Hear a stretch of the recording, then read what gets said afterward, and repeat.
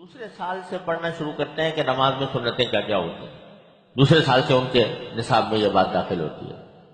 لیکن دور حدیث تک پہنچ گئے، دور حدیث سے فارغ بھی ہو گئے، مگر ان سنتوں کا پر عمل کی توفیق نہیں ہوتی اور اس کا دھیان نہیں ہوتا، اس کی اہتمام نہیں ہوتا. یہ بڑے ہی افسوس کی بات ہے، کیونکہ علم تو اسی لیے حاصل کیا جا رہا ہے تاکہ اس پر عمل کیا جائے. اگر سنت کی اتباع کا اہتمام نہیں ہے تو پھر علم کا فائدہ کیا ہوا؟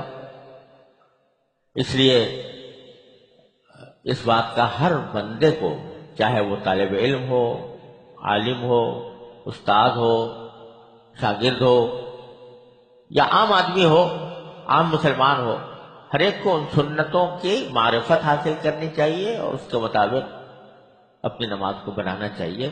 یہ پہلا قدم ہے خشوع حاصل کرنے کی طرف. اسی میں یہ بات بھی داخل ہے کہ اعضاء جب نماز میں ہو تو اعضاء میں حرکت نہ ہو. جتنا آدمی بے حرکت کھڑا ہوگا اتنا ہی خشوع حاصل ہوگا. وَقُومُوا لِلَّهِ قَانِتِينَ، قرآن کریم فرماتا ہے کہ اللہ کے سامنے جب کھڑے ہو تو قانت بن کر کھڑے ہو. قانت کی تشریح فقہاء کرام نے یہی کی ہے کہ حرکت نہ ہو. اب بلا وجہ بعض اوقات کسی خاص عذر کے بغیر لوگ ہاتھ ہلا رہے ہیں، کھجا رہے ہیں، حالانکہ اتنی کوئی کھجلی شدید نہیں ہے کہ فوراً ہی کھجانے کی ضرورت ہو. یہ سب لاپرواہی ہے جس کے نتیجے میں آدمی سنت کی برکات سے بھی محروم ہو رہا ہے، خشوع سے بھی محروم ہو رہا ہے. یا کھڑے کھڑے آدمی ہلنا شروع کر دیتے ہیں یا ہاتھ پاؤں ہلانا شروع کر دیتے ہیں. یہ ساری باتیں جو ہیں یہ سنت کے بھی خلاف اور خشوع کو فوت کرنے والی ہیں، جن کے نتیجے میں آدمی خشوع سے محروم ہو جاتا ہے. تو خشوع کا پہلا قدم، جس کو خضوع بھی کہتے ہیں ضاد سے، وہ یہ ہے کہ اعضاء نماز کے اندر سنت کی حیت پر رہیں اور ان میں حرکت نہ ہو. وہی حرکت ہو جو نماز کی حرکت. نماز کے علاوہ جو دوسری حرکات ہیں ان سے آدمی اپنے آپ کو بچائے. یہ پہلا قدم ہے اور کر کے دیکھ لے آدمی کہ اس کا اہتمام کرنے سے خشوع کتنا حاصل ہوتا ہے اور اس سے لاپرواہی برتنے سے خشوع کس طرح فوت ہوتا ہے. اسی طرح بلکہ علماء کرام نے یہ بھی فرمایا ہے تجربہ کرنے کے بعد کہ یہ خشوع کا آغاز ہوتا ہے در حقیقت وضو سے، کہ جب وضو کر رہا ہے آدمی تو اس وقت بھی کہا گیا ہے کہ دنیا کی باتیں نہ کرو، بلکہ وضو کی طرف متوجہ ہو کر وضو کرو. اعضاء صحیح طریقے سے دھو. اعضاء کو دھوتے وقت اللہ تبارک و تعالی کے نے جو اجر رکھا ہے اعضاء کے دھونے پر، وضو کے اوپر، اس کا دھیان کرو.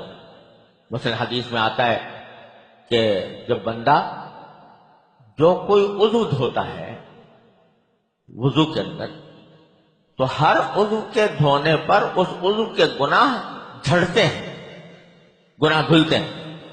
تو بزرگوں نے فرمایا کہ جب آدمی وضو کر رہا ہو تو جو عضو بھی دھو رہا ہو اس کے دھوتے وقت یہ تصور میں لائے کہ نبی کریم صلی اللہ علیہ وسلم نے فرمایا کہ جب آدمی ہاتھ دھوتا ہے تو ہاتھ سے کے گناہ جھڑتے ہیں، جب منہ دھوتا ہے تو منہ کے گناہ جھڑتے ہیں.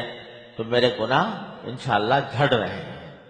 یہ تصور کرو. اس تصور کے ساتھ جب وضو کیا جائے گا تو اس کے اندر جو نور پیدا ہوگا، اس سے جو کیفیات پیدا ہوں گی، انشاءاللہ وہ آگے نماز کے خشوع کے اندر مددگار ہوگی.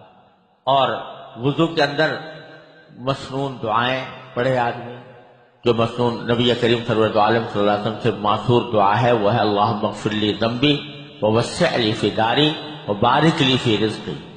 تو دعا یہ پڑھتا رہے. اور اشہد ان لا الہ الا اللہ واشہد ان محمدا عبدہ ورسولہ، یہ نبی کریم صلی اللہ علیہ وسلم سے معصور ہیں یہ دعائیں.